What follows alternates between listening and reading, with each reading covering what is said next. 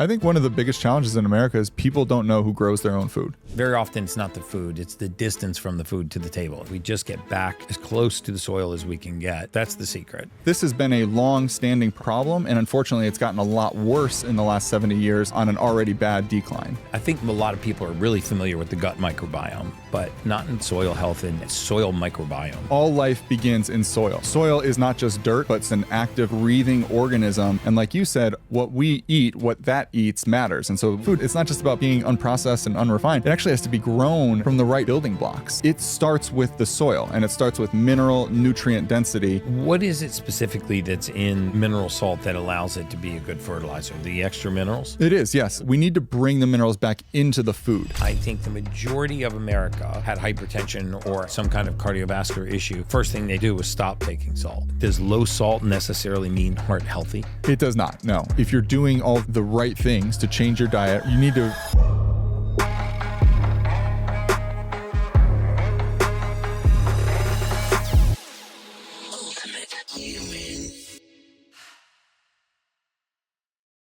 Hey guys, welcome back to the Ultimate Human Podcast. I'm your host, human biologist Gary Brecka, where we go down the road of everything anti-aging, biohacking, longevity, and everything in between. And today I have a very special guest, Michael, who's become an incredibly good friend of mine. We're actually partnered in a sea salt company that his family founded and started. I fell in love with this family and their commitment to the resources that they are actually mining and putting back in human beings' body. As you know, I am an enormous fan of Baja Gold sea salt. I'm an enormous fan of the minerals that are in mineral salts, not just the sodium content.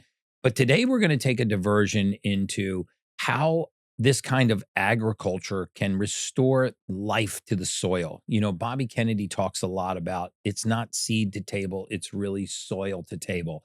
And what's happened over the last 50 or 60 years to our soil? Why is soil health so important to your health? Why is it so important to your kids' health? And why could the depletion of the minerals and the vitamins and the nutrients in our soil be contributing to the chronic pandemic of disease in America?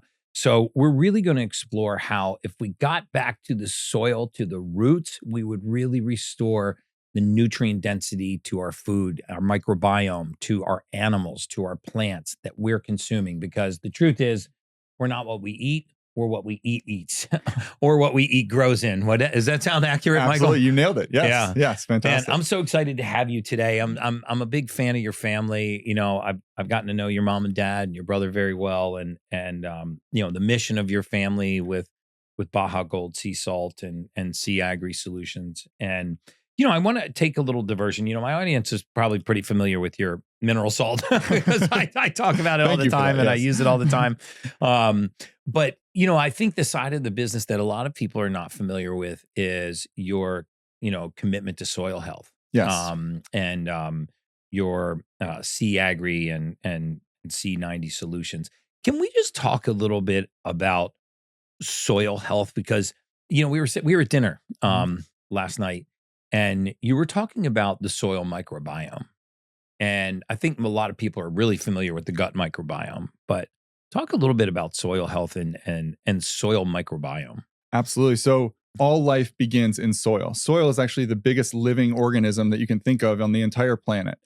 So soil is not just dirt. I know that's a common misconception, but soil is an active, living, breathing organism. And like you said, what we eat, what that eats matters. And so what plants grow in, the animals that are grazing on those plants, what the environment that they're living in looks and feels like is really important. And so it really does all start in the soil with the soil microbiome. And what I love about Baja Gold, and thank you so much for saying that about our family, we feel really committed to this purpose.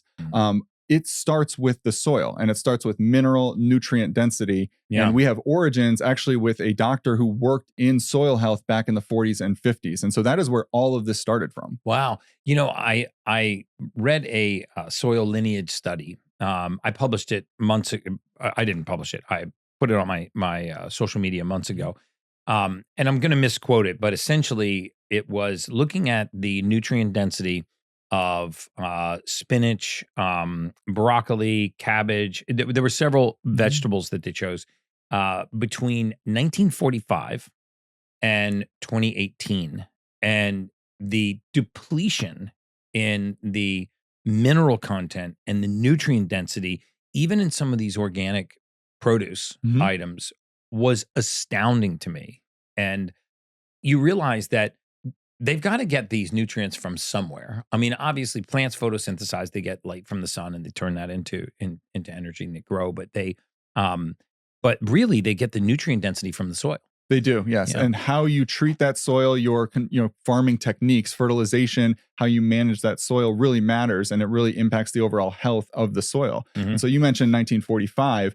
Unfortunately, we've actually been denigrating our soil for long before that. Wow. So the C90 story actually begins in the 30s, 40s, and 50s. And Dr. Maynard Murray, who really pioneered this idea of sea energy agriculture, he looked at data from the early 1900s and found that even by the 40s, you were starting to see declines in vitamins and minerals in the produce that you're growing, the grains that you're growing, and then ultimately the animals that graze on those that grass, that pasture. It also is dropping in magnesium and calcium content in the milk, in the beef that you're eating. So my point is, this has been a long-standing problem, and unfortunately, it's gotten a lot worse in the last 70 years on an already bad decline. Is that because of industrial farming? I mean, is it because we're monocropping? We're just planting the same crop over and over and over and over and over again, and obviously the same plant is going to take the same nutrients, and therefore you're not really restoring those nutrients back to the soil. And how do you solve for that? I mean, what are the kind of farming practices that would really support healthy soil health? Absolutely. There are 5 key soil practices. And you had mentioned, organic produce is also undergoing this challenge.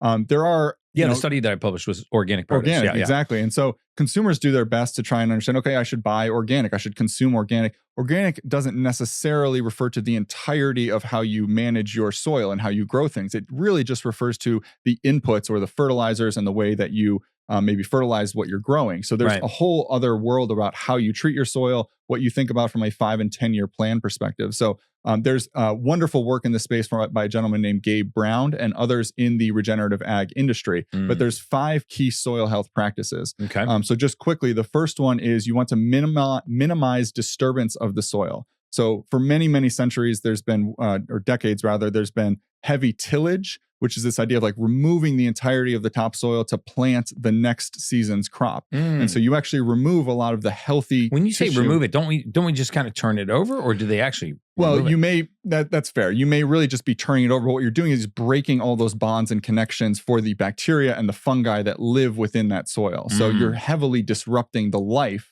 So you might as well be removing it. So I gotcha. You're having a really negative impact on the health of the soil. The second thing that you want to do is make sure you have what's called crop or soil armor. And so you want to make sure that your soil always has something on it so that you don't have just wind and various other things kind of blowing away topsoil into the wind, if you will. Right on. The next thing you mentioned, And soil armor is a crop. Soil armor is just anything. It could be crop, it can be residue.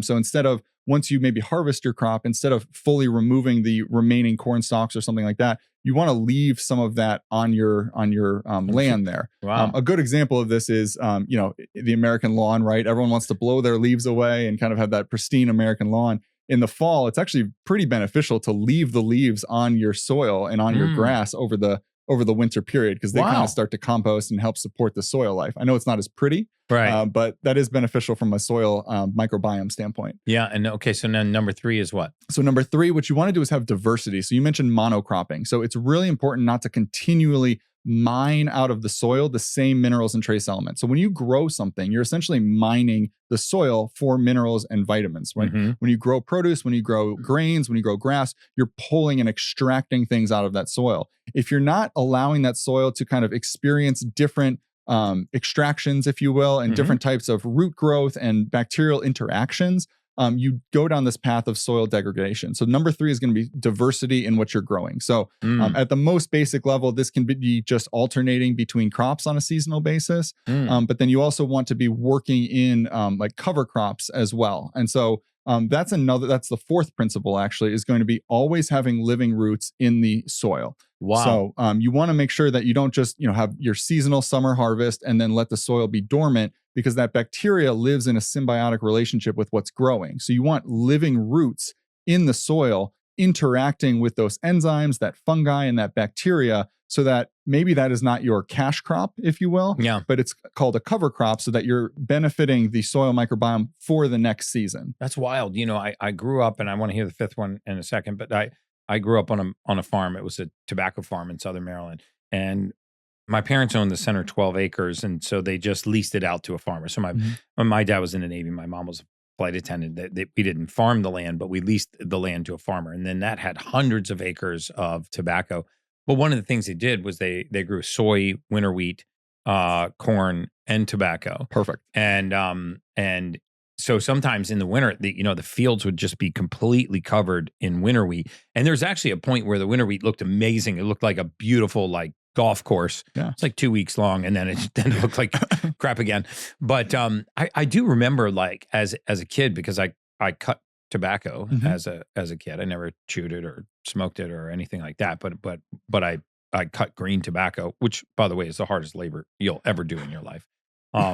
You only need to cut tobacco for one season to know you never want to do that again. But I would notice sometimes when I would pull the plant over, sometimes when the root would come out of the ground, there would be white fungi on there, like this. It looked like feta cheese in the soil. Thinking back, I never really realized there was this microbiome that's as diverse as our gut microbiome. It is. Yes. So what is the fifth one? So the fifth one is going to be thoughtful animal integration, actually. And this kind of goes back to ancestral land management. So in the old days, if you will, before synthetic fertilizers and whatnot, we lived in homeostasis with plants and animals and humans. And so the most simple example of this is, that you can use manure as a fertilization tool. Really and so good one, yeah. having a pasture setting where you are growing grass for your animals, you have cattle that come in there, they eat the grass, of course, and then they, create a waste product. Yes. And you can see it, take a dump. Right. Yeah. And what's great about cattle is they have no shame. So they'll stomp in that waste product, and they'll actually bring it into the soil for you. And so they're self-fertilizing that land in a way that we've never really been able to replicate. So their waste product actually has the same gut bacteria and biome from the soil that they're growing. So it's all in symbiosis there. It's all working together. And then you also have this idea of, diversity, because if you've ever seen cattle or whatnot, they will have maybe seeds of other plants that kind of get attracted to them, and then they stomp them into a different pasture. And then all of a sudden you have a different, species of grass growing over there. And so you end up with this really nice, non-homogeneous kind of pasture setting. Yeah. And that leads to very, very healthy soil because of all of these elements working together. Yeah. It's interesting to think about sea salt, right? As being a potential fertilizer source. So talk to me a little bit about that, because, I do remember there were times where they would actually bring topsoil in to sometimes to these fields, and it was always very black. And it was very, very dark, and kind of light and fluffy. Maybe it had peat moss in it or something like that. But they would, every few years, they would bring in multiple trucks, and the trucks would, drive in these lines and dump it out in the fields, and then they would till it back. Looks like chocolate cake. The best soil is like chocolate cake. Yeah, it was not the soil, but this soil that they brought in was literally like chocolate cake. So, but where do because I don't think that most of us think about salt as, we know it's a mineral, but as something that could fertilize the soil. But it's more than just that, right? It is, yes. And I'm excited to kind of share more about what C90 and Baja Gold are relative to table salt, of course. Yeah. We are not talking about table salt, NaCl Sodium here. chloride. This is a mineral-rich sea salt. It has a significantly lower sodium chloride percentage and much higher proportionally magnesium, calcium, boron, all of your trace minerals, and all of the accompanying macro minerals. So the story is really cool. Actually, this gentleman, Dr. Maynard Murray here, so he was a doctor, and he was looking at the food nutrient analysis in the 40s and 50s. And at this point, you were already seeing these declines in mineral content, essentially, from what we were growing. And he made the connection that human health was also declining because the food that we were eating was not mineral rich. So the theme of this whole episode is minerals. Why do they matter? Right? Yeah, no, listen, you don't have to convince me. You just got to convince people that are listening. So he said, okay, if we're not getting the minerals from our food, we need to bring the minerals back into the food. And he also found that around that time, there was a lot of just work being done around blue zones and marine life and kind of better understanding oceans. You know, people still say to this day, we better understand outer space than we do our own oceans, right? And so you can imagine there's still a lot of research going on. We refer to the oceans as saltwater when really that kind of betrays what it is. It's really this complex mineral-rich saline solution. It's not just salt water, right? It has magnesium, potassium, calcium, all of Earth's minerals and trace elements. And so what Dr. Murray said was, if our soils are depleted from all of these minerals and trace elements, can we use this God-given miracle solution here, the ocean, which is so full of vitality, and refertilize, remineralize our soils? And so his whole journey started with that concept. Can you bring the vitality of the ocean to America's heartland and help grow healthier food for our people? One of my favorite biohacks outside of breath work by far is mineral salts, Baja Gold sea salt. It's got all of the trace minerals that the body needs. You know, most of us are not just protein deficient, meaning amino acid deficient, or fatty acid deficient. We are mineral deficient. So a quarter teaspoon of this in water first thing in the morning will make sure that you get all of the essential minerals that you need. It tastes amazing. In fact, I made a steak today. I actually made a grass-fed steak with grass-fed butter, and I put just mushrooms and a little bit of rosemary, and I sprinkled Baja Gold sea salt all over the top. Try it. It'll be your new favorite for cooking too. It's the cheapest and one of my favorite biohacks. I don't know, a $15 or $20 bag of this will probably last you 5 years. It's literally the world's best biohacking secret. Now let's get back to the Ultimate Human podcast. And now how do you harvest it? I mean, I know it's harvested in Mexico, and you know, I've looked at your practices, you know, sort of staying away from the perimeter of these big flats where the salt, you know, dries, where the mineral salt dries, and harvesting more towards the center, so you reduce the metal content, which we should talk about too, because there've been a lot of salts in the news lately, Celtic salt, pink Himalayan sea salt, that have been really pinged for having abnormally high and dangerously high in some cases, you know, heavy metal content. Is it naturally occurring? Is there a way to remove it? Should we remove it? Should we be concerned about it? How does it get in there? Yeah, so thanks for bringing that up. I want to answer that truthfully, transparently, and with full context. So Baja Gold is unequivocally safe and healthy to consume. I stand by that by actually feeding it to my children. I have 3 young children. We eat Baja Gold every single day. Baja Gold is an unrefined sea salt that has been used throughout human history since the Roman times and really all the way back to biblical times. There has never been a single documented case of any negative interactions from heavy metals within sea salt. Okay. But they are present. I mean, you have heavy metals in broccoli. You have heavy metals in cacao. Yes. And that is the context. Yes. Okay. So the amount as we grow as a species, we're able to actually detect at lower and lower thresholds. And so what you may not have been able to test for 10 or 15 years ago, you can now get into parts per billion of certain things and certain elements. And so Baja Gold, the one that most everyone talks about is lead. And so Baja Gold does have a very minute amount of naturally occurring lead within the Baja Gold sea salt. That amount of lead is less than or comparable to a single serving of something like spinach, quinoa, baked potato, or even a sweet potato. And so when you think about the Earth's crust and soil, there is a very minute amount of heavy metals in our soil. And so root vegetables, leafy greens, they will also have a very minute amount of heavy metals. Again, the amount that you're consuming is the important part there. You don't consume a significant amount of salt throughout your day the way you do with other things.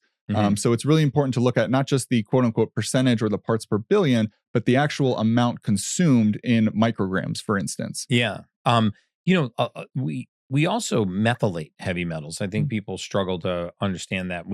There are so many light metals in the body: magnesium, zinc, copper, vitamin B12 is a metal that we don't realize are so important to our mental health. They're so important to our emotional health. They're so important to our physical fitness, nerve transmission. There's so many things that these light metals do.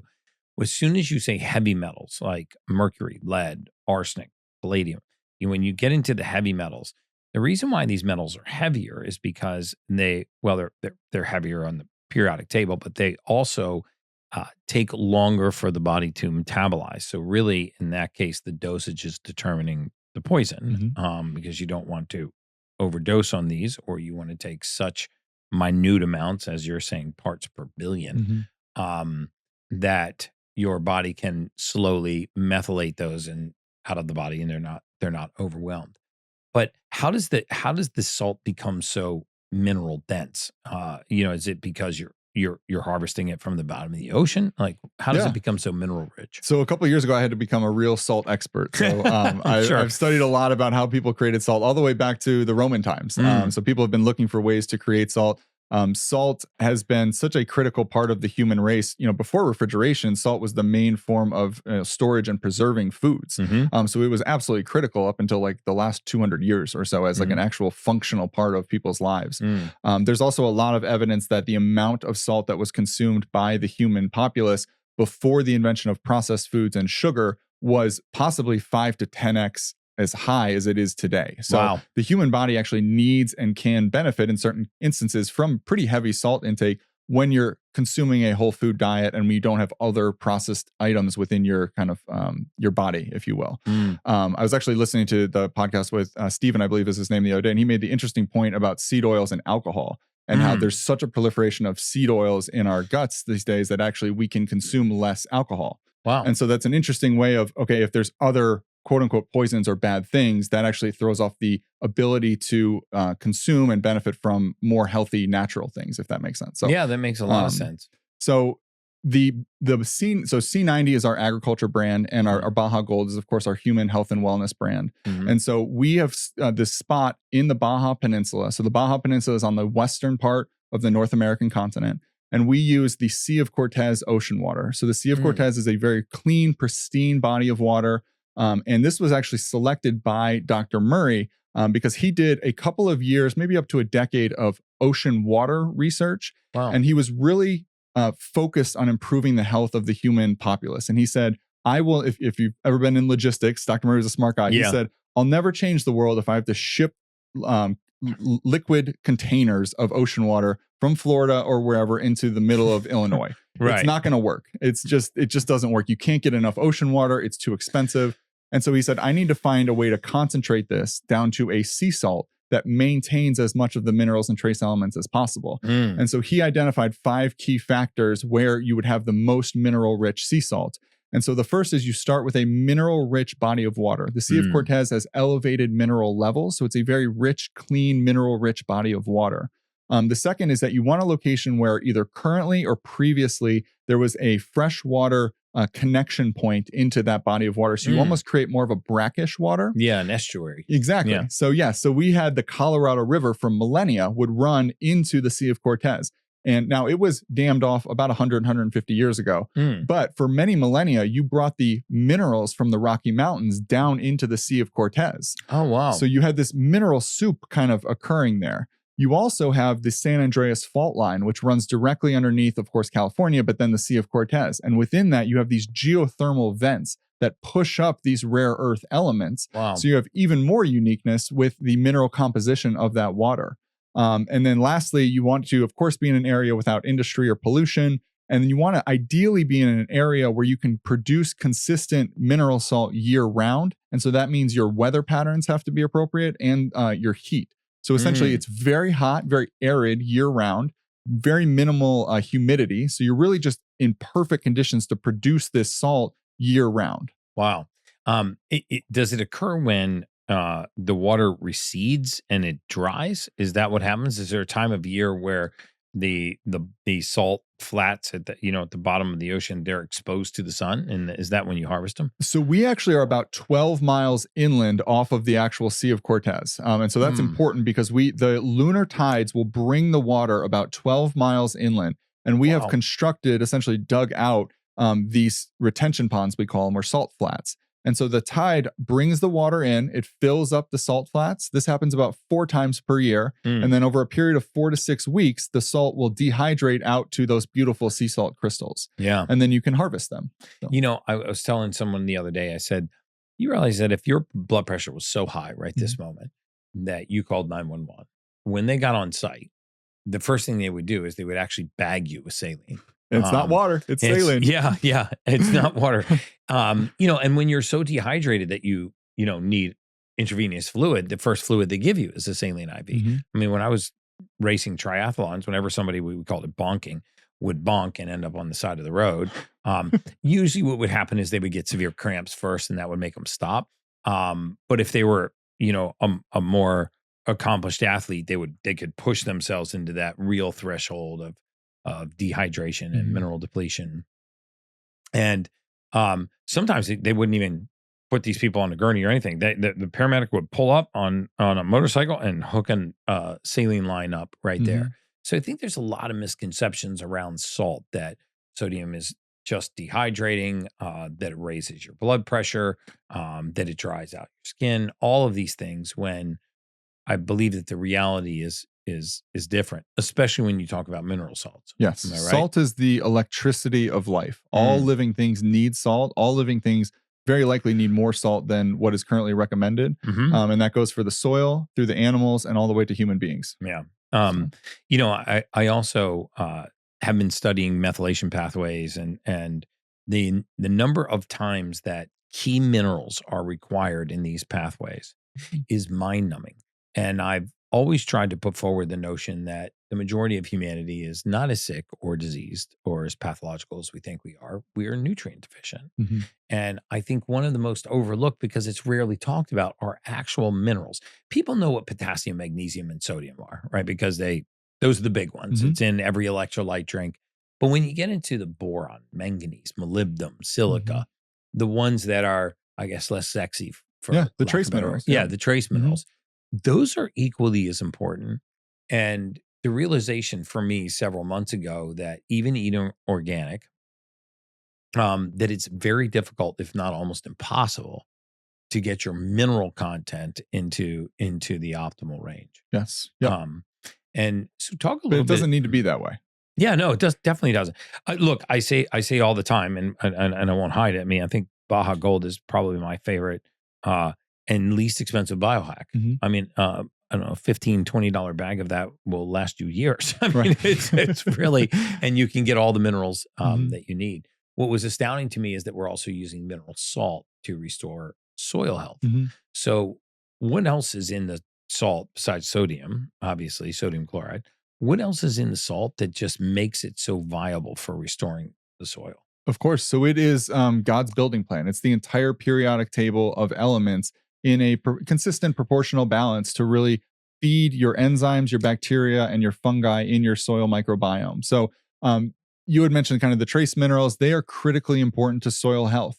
And unfortunately, if you go and get an agriculture degree, they're really only going to harp on 12 to 20 minerals that need to be restored into the soil. But what we have found is that it is critical to have the entire spectrum of trace minerals available. We may not be able to specifically say what mineral 52 exactly does, and it is usually context dependent, but making sure that they are all available and present if the soil needs them is critically important, and it can unlock genetic potential in ways that you might not have seen before. And so soil varies significantly from coast to coast. The amount of, the type of soil that you see, the minerality differences between soil in Illinois versus Washington is very, very different.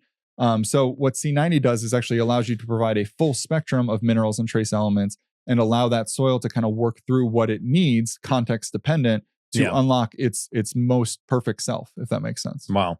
What are some of the myths about salt and mineral salt, or even sodium, that bother you? Because there's some that bother me. Yeah, no, it's a great question. The entire C90 business is the open question is, you want me to put salt on my land? Well, I don't understand. Yeah, I mean, as if I were a farmer, that would kind of be my first reaction too. Yeah, and you talk about the salting of Carthage and kind of some historical things as well. And so there is an education that needs to occur, and it's not just sodium. We've done tests where if you take like table salt, for instance, and you do a side by side with C90, the results are dramatically different. In 90% of cases, just putting pure table salt will not provide benefits for you. But when it's C90, which is a reduced sodium, extra minerals and trace elements, solution for you, then that soil responds positively. Then you get the plant growth, you get the nutrient density improvements. So that's the number one, thing on the agriculture side of things, is just help me understand why I need to do this. And then of course, on the human health and wellness, there has been a a war, if you will, against salt and perpetrated by other individuals to really elevate. Maybe sugar should be more acceptable, and so there are certainly a common understanding that I can eat more sugar than salt, and I would say that is completely backwards. Wow, that's insane. Yeah. And what is it specifically that's in the mineral salt that allows it to be a good fertilizer? The extra minerals? It is, yes. Yeah. So it's that natural mineral composition. What we found is that the bacteria and the fungi within the soil microbiome, they use the C90 nutrients as a food source. And so this isn't necessarily feeding the plants. It's feeding, maybe to your point earlier, it's feeding what feeds the plants. Yeah. So it gets that soil microbiome, the gut health of the soil going in a way that it can process all environmental factors and then provide the most nutrient rich and medium for that plant to grow in. I think too, when we talk about minerals, like I said, people know the big ones: potassium, sodium, magnesium. They don't realize the molybdenum, the silica, the manganese, the boron, all of these other copper, all of these other minerals that are naturally occurring in nature that are critical to biophysiologic processes. I believe that the majority of our country is mineral deficient. They are. Right. Full stop. Yes. Yeah. Okay. Great. And that if you actually saw this chart, and I do this sometimes when I do stage talks, I'll put up this really complicated chart of methylation pathways and cellular biology. And I do it first to freak people out a little bit because it looks so complicated. There's like arrows going everywhere and there's circles. And if you've ever seen a methylation chart, guys, just Google one and your eyes will roll back in your head. But the reason why I do that is because I tell people to look at that chart. And as they zoom in on it, they start to realize they recognize the name of all of the compounds on that chart. Oh, they're like, oh, that's tryptophan. That's an amino acid. Oh, that's magnesium. That's zinc. That's copper. That's iodine. That's palladium. That's or not palladium. That's boron. And you start to see the importance of these minerals in your cellular physiology because our cells are so busy. They're like mini businesses, right? I mean, they've got to eliminate waste. They got to repair. They got to detoxify. They got to regenerate. They got to bring things through this phospholipid bilayer membrane. They've got to participate in oxidative phosphorylation. The mitochondria has got to create energy. And this takes fuel. Yes. And very often, I think we think of the fuel as our macros, like how much protein am I getting? How much sodium, how much carbohydrate am I getting? How much fat am I getting? But the truth is, beyond those macros are the micros, are the traces, are the traces, are the minerals. And what are some of the consequences of us not having mineral-rich soil or not having mineral-rich bodies? If you know me, you know I'm a huge believer in the benefits of hydrogen water. H2 Tab delivers cost-effective portable tablets that generate ultra-clean molecular hydrogen at 12 parts per million, one of the highest concentrations on the market, with over 1,300 published studies showing benefits of oxidative stress, energy, recovery, brain function, and so much more. Taking charge of your health has never been easier or more cost-effective. Just drop a tablet in water, let it dissolve, and drink it back. It's less than $1 a day, science-backed and part of my daily routine. I never travel without this, and it is my favorite biohack. Visit drinkh2tab.com. That's drinkh2tab.com and upgrade your hydration today. Now let's get back to the Ultimate Human podcast. The consequences are poor human health. Yeah. Said frankly. So when you have this epidemic of, some people use the term hidden hunger. There's this idea that we are eating plenty of like volume of food, but the actual density of the food that we're eating leaves our bodies malnourished and hungry, but it's a hidden hunger because you're not going without food, you're going without minerals. Yeah. And so your cells, like you mentioned, don't have the basic building blocks that they used to receive from the food 100 years ago. It's the same reason why, you'll eat 2x the amount of volume as you would have 50 years ago, and you'll feel less full. You'll feel bloated and like, I don't know why I needed to do all that, and I still don't feel satiated. You go to different cultures that are ahead of the curve in this, and you'll have a plate that looks tiny and you're like, where's my triple patty Big Mac or whatnot, you know, and you're like, what is this? And then you eat it and you're like, oh my gosh, I'm so satiated. Yeah. Because that food is so mineral rich. It's a true whole food. You know, a whole food it's not just about being unprocessed and unrefined. It actually has to be grown from the right building blocks. Because, you know, it's interesting. When you think about produce and you think about going to the grocery store, right? We have a lot of like specifications and governance around processed foods. You have your nutritional facts, you have all of your regulations, if you will, you know. There's not really a whole lot of regulation around what a tomato is. Right. And so like, if you think about going to a grocery store 50 years ago, or just going to the farmer's market then 50 years ago, 60 years ago, a tomato was so much more mineral dense and nutrient dense than it is today, but they're still called tomatoes. Right. And so it's not the you know, the population's fault that this is happening. They don't even know it, because how could they? But you know, there's this other parable where people talk about, oh my gosh, I remember growing up. It's always like, I remember growing up on Papaw's farm, and the vegetables we would get from his garden were so delicious and just so like fulfilling. And now I've been chasing that at every farmer's market and Whole Foods for years, and I can't ever find. I try organic, I try all these different things, but that richness of like homegrown, nutrient dense produce is something that like it locks into your brain almost just like instinctively. And people know what they need, they just can't find it. What are some of the outcomes you see when farmers start using a mineral sea salt on their land? Because even for me, I grew up on a farm. I'm familiar with farming practices. I'm very familiar with different types of fertilizer.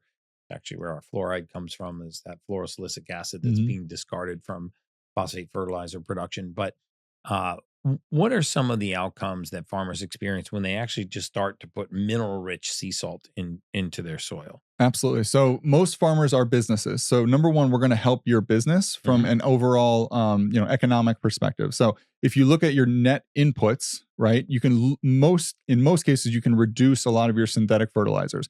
I will say that C90 is not fully and exclusively an organic and regenerative agriculture input. It has a whole place within conventional agriculture as a substitute or something to work in parallel with current farming practices. So while we maybe prefer organic and regenerative agriculture, if you are using traditional conventional methods, C90 is still a great product for you. So you can reduce whatever your input structure looks like today, and the outputs of what it is that you're growing are going to be superior, either from a quantity standpoint and or a qualitative standpoint. And so what we mean by that is the amount of bushels per acre that you're growing, which is what you're selling, that's going to be elevated for you. But the actual quality of what you're growing, if that is important to your context, will also be more valuable. So if you're selling hay, for instance, you want to look at your protein and your RFV values, which is this is kind of farmer parlance, but the quality of what you're growing is superior because it's more mineral rich.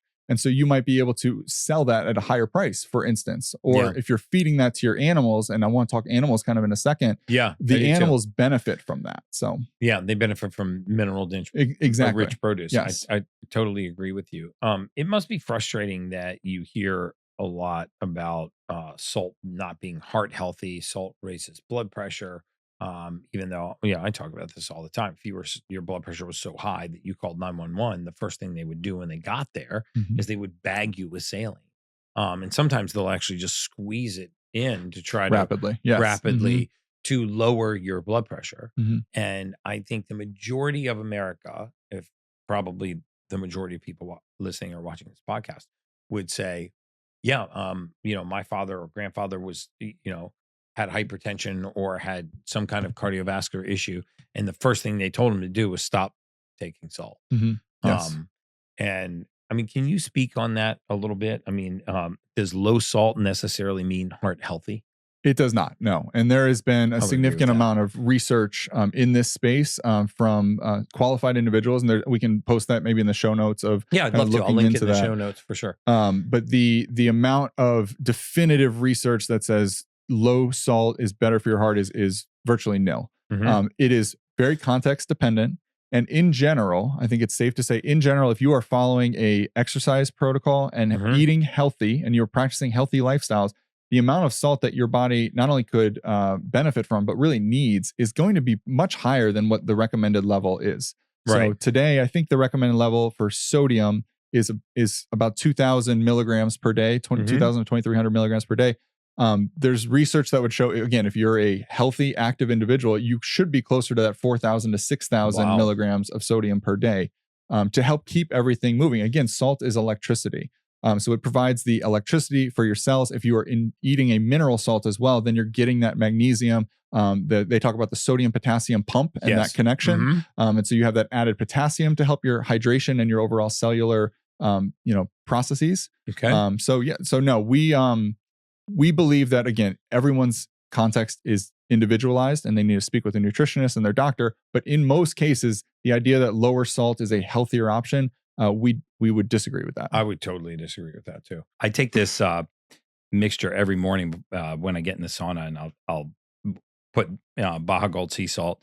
I put a little turmeric, and I put a couple tabs of hydrogen tablets in there, and a scoop of perfect aminos. And man, I feel amazing, especially after I sweat and that stuff circulates around.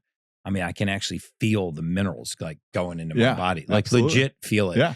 And then days when I travel and forget it or don't have it, I notice the difference. Sluggish. Yeah, 100%. And I've actually read reviews, peer reviews, where there was actually an interesting article published in the Wiley Journal of Headaches, and they looked at migraine headache sufferers. And did you see that one? Yes. Yeah. Yep. I mean, I've talked about it a lot, where they found an inverse relationship between sodium, and deep in the study, if you read it, it was sodium and other minerals.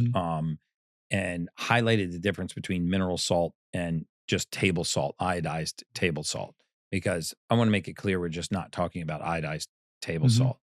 And I guess in the commercial production of a lot of salt, for some reason, there seems to be high lead contents showing up, not in Baja Gold, but in some of your peers in the mineral salt industry, and it's freaking people out. A lot of the pink Himalayan sea salt that was coming from China had extraordinarily high mineral content, and you see sales of those kinds of mineral salts plummet. And then recently, I'm not trying to throw Celtic salt under the bus. I used to take Celtic salt. I would actually put it straight on my tongue. I looked at the level of lead coming out in some of the reports on Celtic salts, and it was very high. Is that because of industrial processing? Is that because of how it's harvested? Because, there is going to be some heavy metal content in produce. It's going to be in mineral salts, like we talked about earlier. But what keeps your heavy metal content so low? And where are these heavy metals coming from that are showing up in a lot of these mineral salts? Sure. So we're looking at mineral unrefined sea salts is where typically there's these challenges. Unrefined meaning it's just not highly processed. And correct. It's actually more natural. Okay. Yes. You're not denaturing it and just taking the actual sodium out. Yes, exactly. Okay. Yes. So how we harvest and where we harvest is really key to this. So we start with a very pure mineral source. We have a couple of different filtration elements throughout the process there. But really the key is that we have very, very large salt flats. Historically, salt flats have been a little bit smaller. And so there is pieces of all elements in ocean water, but the surrounding ponds themselves can also have some of these heavy metals. And so Baja Gold meaning is like unique. The perimeter. Correct, exactly. Okay. And so Baja Gold is unique in that we only harvest from the very center of our ponds, and our ponds are like 10 or 20 times larger than most traditional ponds. So instead of having like a 9x9, square yard pond, you're going to have more of a football field size pond for Baja Gold. So it's significantly larger. So you are, 200 feet away from that perimeter where you're harvesting Baja Gold from. So it is a very clean and pure salt. You had mentioned some of the others. They have trace elements of these potential heavy metals in them. And we do think the difference largely is because of the size of our salt flats and how we kind of harvest it. So you leave some waste, or you actually don't harvest around the perimeter. We don't harvest around the perimeter. Yes, exactly. Yes. And then I'm always curious about what the process of salt is. So harvesting the salt. So you go in, you scoop the salt out, and you bring it over to the plant. And then what happens to it? Does it go in a big like stainless steel drum and like slowly get dried. I mean, yeah. So we have, so we can do Salt 101. Why don't we'll do that. So because I'm really curious. You know, there used to be the show on, it might still be on cable called How It's Made. Yeah, there you go. Did you ever see that? Yeah. And like, I stopped eating half the things in my life because I saw how they, like, if you ever watch sausage, it's like you'll never eat sausage again. But it was a really cool show. It was, but they never did one on mineral salt. So, yeah. So there's, I categorize, there's 3 different types of salt. So we'll start with kind of the worst type. So that's going to be your table salt. So highly processed, refined table salt. For really millennia, table salt didn't exist because humans hadn't kind of invented it yet, if you will. It was produced to allow salt to be more of a commodity, more easy and accessible for people to use. And then it was kind of taken in a, I would say, a negative direction by processed foods, right? Because you can use it so readily and it's so inexpensive to, you can integrate it in everything. Right. So what table salt is, it either originates as rock salt, which is then processed and stripped of minerals and trace elements, or in some cases, it actually originates as unrefined sea salt, and then they strip the minerals and trace elements out of it. They bleach it oftentimes to make it pure white. And then they will add one of 2 things, possibly both.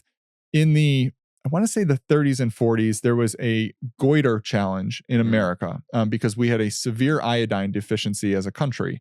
And so I think it was the FDA, they regulated this idea of putting artificial or synthetic iodine into salt. And so the reason I bring this up is people will say, what is iodized salt? What does that mean? So there was a regulation to put synthetic iodine into salt. So you will see on your grocer, regular table salt and then iodized salt. That's what that is. They take table salt, they add, I think it's either 0.5% or 1% of iodine, and then they call it iodized salt. Okay. That's one of the 2 things they add. The other is many salts will contain an anti-caking agent or what's called a flowing agent. And so salt is naturally hygroscopic, which means it attracts moisture and it tends to clump up. Right. Even table salt, which has been dried and processed. Yeah. You go to restaurants and they put rice in it. Exactly. To try to keep it absorb flowing. some of the moisture. Yes. So there are other synthetic ways to do this. Some of them are more healthy than others, but it's an artificial component that's being added. Some of them are aluminum based, I believe. Wow. So, do your research, look into that, and look at the back of your salt canister. It'll tell you what's in it. So that is table salt. We never recommend table salt for anything. Right. Neither do I. Yeah. The next best thing is going to be rock salt or earth salt. And so what rock salt and earth salt is, it's a close cousin of unrefined sea salt. It is a body of water that was captured by the tectonic plate movement generations ago, millennia ago. And so it ultimately dried out that ocean water and left behind a salt mine, essentially. And so when you hear pink Himalayan salt, that's a rock salt or an earth salt.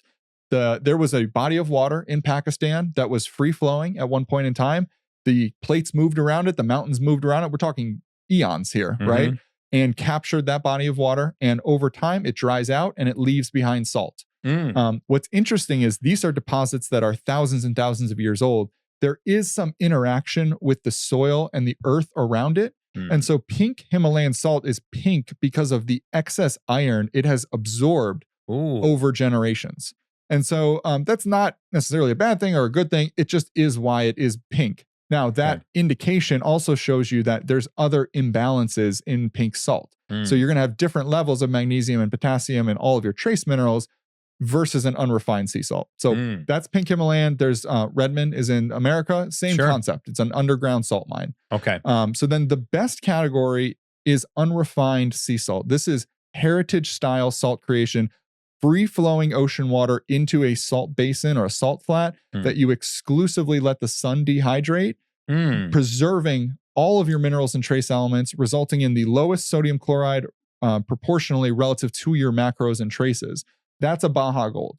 So Baja Gold, it's flashy, new, exciting. It's a centuries old innovation. We're not remaking the wheel here. So this is how salt used to be made.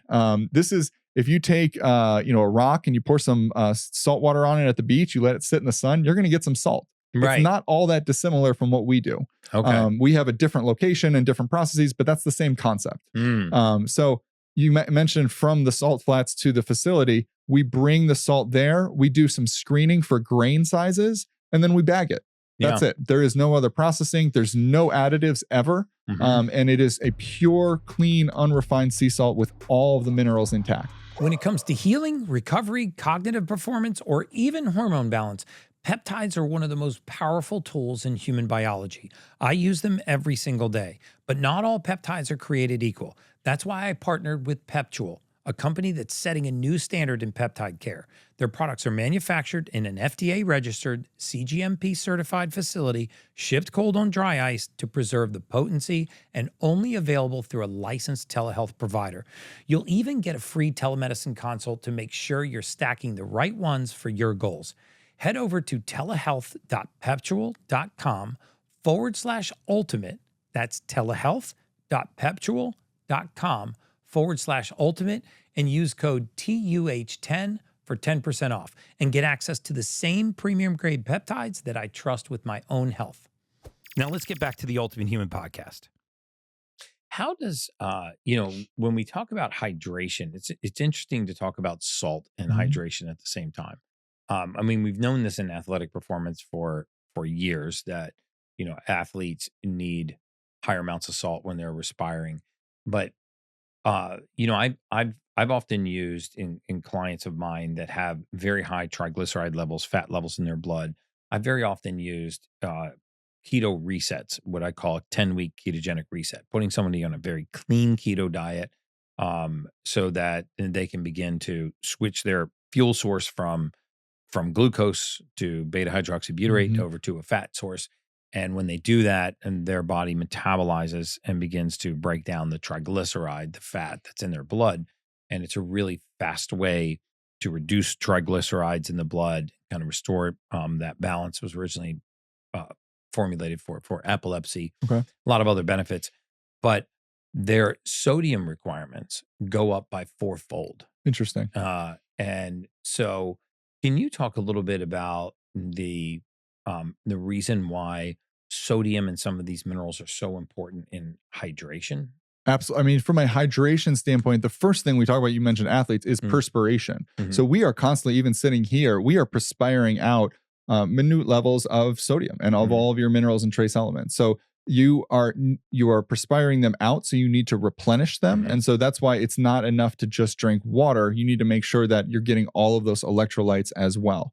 On a cellular level, there are specific needs for sodium, for potassium, and for magnesium to help regulate the osmosis process, I believe, from a cellular hydration standpoint. And then the other macros and some of the traces also play roles in like muscle recovery, in regulating daytime versus sleep time functionality within the body, within regulating reproductive health within the body as well. And so it's all of, I think, what is happening in the situation you described. We've heard of something called like the keto flu, which is like, and so like people are like, I take a ton of Baja Gold and it really helps with the keto flu. Well, yeah, it'll completely avoid it. The keto flu. It's because the kidney is using 4 times the amount of sodium when you're in a ketogenic state than if you're not in a ketogenic state. Your sodium need quadruples, and you shouldn't get the sodium from iodized table salt. I agree with that. And we've seen this, and one of the ways that I manage it in my clients is giving them high doses salt. of a mineral salt. And that's the key with earlier of, if you're doing all the right things to change your diet, right, be more healthy, and then all of a sudden you're moving your nutritional source to this practice, but you're also trying to follow a low salt diet, it won't work for you. Yeah. So that doesn't, you need to pick carefully what it is you're following, if that makes sense. So how much Baja Gold, for example, should people consume in a day? So of course they should always talk to a nutritionist and their doctor and kind of work through that plan for them. The average recommended sodium level is about 2,300 milligrams per day. Again, we found, and others in this space have started recommending 4,000, 6,000, even 8,000 milligrams per day. It really is context dependent. It depends on how often you're exercising, how heavily you're exercising, what your overall nutritional patterns look like. Thank you for dinner last night. Unbelievable. Unbelievable. But such clean, simple food that you can add, not that we needed to, but you can add more sodium into it because you're not getting it from the food itself. My point in saying this is if you are shopping in the middle of the grocery store, right, in the middle aisles, you probably need less Baja Gold because you're getting so much sodium from all that packaged and processed food. If you can transition to the outer aisles and start eating whole foods exclusively, start really narrowing in on those basic building blocks, then yes, your sodium content will be elevated. You're going to want it for seasoning and for flavoring, but then also for your cellular kind of overall health. So it's not as simple as just, okay, start taking 6,000 milligrams of Baja Gold every day. It needs to be more thoughtful, if that makes sense. Yeah, no, that makes a lot of sense. Are there any kind of salt myths that bother you? Well, we've covered we've covered a couple of them, like that it's, increases blood pressure, or that it's, not heart healthy, or that it dehydrates you. One thing I will say, just a nitpick, right? Yeah. But so I mentioned the 3 different types of salt. So table salt, rock salt, and then mineral sea salt, unrefined sea salt. So there is a practice of labeling, and you take an unrefined sea salt, you process it, you either wash it, dry it, or do other things to it. And then the mineral content is nowhere near a Baja Gold or a Celtic. It's not that in any way, it's not shape, even or form. A mineral salt. It's not a mineral salt, but they sell it as a sea salt. And so you'll look and see, and the manufacturer will say, well, it started as a sea salt, so it's a sea salt. Right. It is challenging to really educate on the difference between those two. So that's a personal pet peeve of mine. I go to the supermarket and I'm like, gosh, that is not a real sea salt. So I've heard Bobby Kennedy say it before too, and I say it a lot, that it's not very often, it's not the food, it's the distance from the food to the table, right? Well it's said, the processing yeah. we put it through. Seed oils are prime example of this. The processing of the seed oils, processing of meats, processing of vegetables. Sometimes it's the industrial processing, and that's what you're referring to. Yes, that just destroys it. If we just get back to as close to the soil as we can get, I mean, that's the secret. I think one of the biggest challenges in America is people don't know who grows their own food. And if you told our ancestors that 150 years ago, they wouldn't even be able to comprehend that statement. Right. But if you, for a vast majority of people, and said, do you understand kind of where these food staples come from, how they're grown, where they're grown? We don't know. And that's, much less what's in it. But. Right. Exactly. And so getting back to, if you look at blue zones, like 2 of the big things for blue zones are community and whole foods, right? They're located in different parts of the world, but it's always community and it's always whole foods. And so getting back to that principle of, even if it's just going to your local farmer's market, you don't have to grow your own entire food source, but knowing that it came from, two streets down or whatnot, and being able to shake your farmer's hand and say, thank you. And now I understand where this is coming from. The gut synergies, all of that ties together. And it's in ways that maybe we don't fully understand, but the world worked that way for many thousands of years, and it worked well. And now, it's challenged. So, I've been on this journey with your family for a while. And I already talked about how much I respect you and your family and the practices that you're using to make sure that you're not destroying the mineralization in the salt. But you guys just made it into Whole Foods. You're like big time now. Don't forget about me, by the way. Don't forget about the Ultimate Human and all my peeps. But what's next for Baja Gold? Are you going to expand your product line? Are you going to because I know it's Celtic salt and pink Himalayan salt. I mean, they're like in everything, electrolyte drinks, and they're in, they make all kinds of steak seasonings and things. Part of me wishes you guys would expand to those areas, because I would be a user. Yes, that's for sure. Yes. So for Baja Gold, we have a lot of exciting things coming. So stay tuned. Yes, we're working on different ways to use Baja Gold within those types of applications. Try to make it more user-friendly and more accessible. I will say, I guess maybe one myth is or one misconception. People wonder why the Baja Gold is wet or a little bit moister and damper than a typical salt. So maybe that's a good question, is why is that the case? When you use an unrefined heritage creation process, you do not expose the salt to significantly high heat temperatures like a traditional processing plant would. And so there is a little bit of moisture in your salt. That's completely normal. Some people will call us, they'll open their bag and say, it must have been a rainstorm or something. What happened here? So, but actually that's the mineral magic, is preserving that little bit of moisture within your salt there. So that's completely okay. That's actually meant to be that way. But we are working through, how can you have a grinder or a shaker application while preserving those minerals and trace elements? Certainly, so pull some of the moisture out without extracting the minerals. Without extracting the minerals, yes, exactly. Okay. So that's on the docket. And, I'd like to put a steak seasoning on the menu for Okay, you guys Gary's to work blend. on. I like it. Yes. You can call it Gary's blend. Yeah, I'll be a big fan of that. Michael, this has been amazing. It's just been an incredible journey with you and your family, and I deeply appreciate your commitment to quality and not over processing your mineral salts. I wind all of my podcasts down by asking my guests the same question. So there's no right or wrong answer to this question. And that is, what does it mean to you to be an ultimate human? Gary, I'm very blessed to have a very fulfilling professional life. I have a really awesome personal life, really great friends, great family. But my most important job every single day is dad. And so when I think about being an ultimate human, it's about being the ultimate father. It's about being the ultimate dad. And with my wonderful wife, making sure that my 3 kids grow up to be curious, selfless, respectful, intelligent, and just above all, good people. Yeah. And that's the legacy that we leave. One day we all go. Yeah. And what's left behind is our kids. Yeah. And Father time's undefeated for sure.